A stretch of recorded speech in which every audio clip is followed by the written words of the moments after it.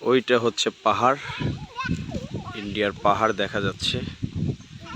আর এটা হচ্ছে বাংলাদেশের সীমানা, একটা ছড়া বলে, এটা হচ্ছে শিলছড়া।